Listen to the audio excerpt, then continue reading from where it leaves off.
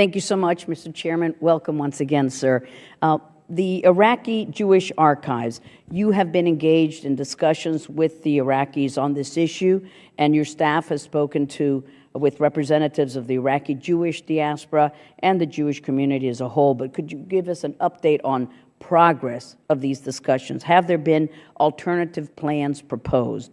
On the issue of the T-walls at Camp Liberty, why have there been only 235 out of 17,500 T-walls put up, and why have we only seen an addition of 43 since our November subcommittee hearing? Can you please commit that you will put extra effort in saving lives there?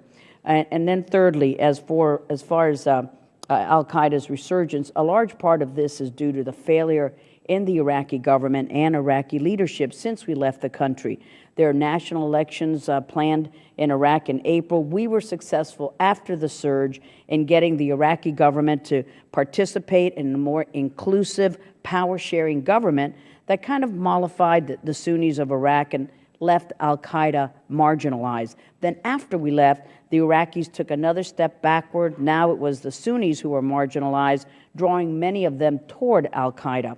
What steps are we taking to ensure that the Sunnis are participating in these elections and that Iraq can return to that sort of power-sharing government we saw in the post-surge Iraq?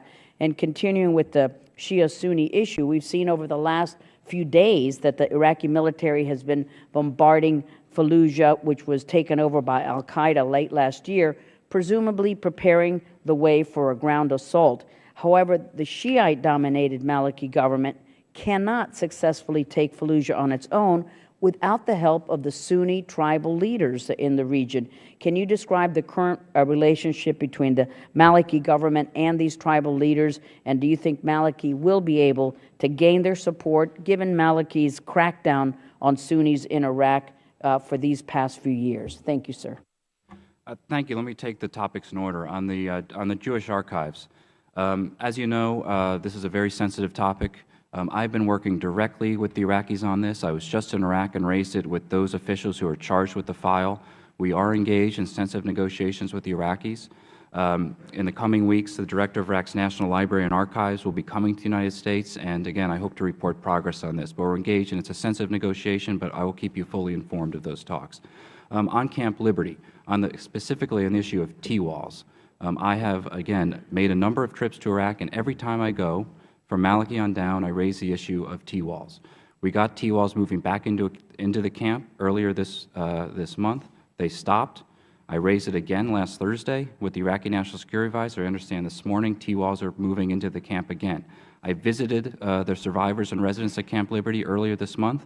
I told them I promised I would do everything I could. I also urged them to do everything they could, and that meant showing up at these camp management meetings where plans are made to move the T-walls into the camp.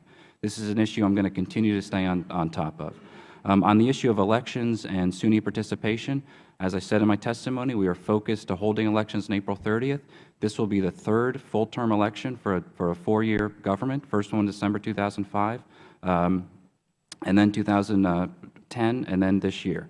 As you may know, the head of the main Sunni coalition, Osama Najafi, was in the United States 2 weeks ago. He had meetings with the President, the Vice President. He met the Secretary of State at his home. So we are very focused on making sure that the elections happen, that they produce a genuine and credible result, and that they allow a government to reform that reflects the makeup of Iraqi society with all represented. In Fallujah, as I described in my testimony, the plan is to have the tribes out in front, but with the Army in support, because ISIL is an army. They have heavy weapons. They have 50 caliber sniper rifles. They are very well trained and very well fortified. So we have to have the Sunnis, tribal, local people out in front, but they will require security support.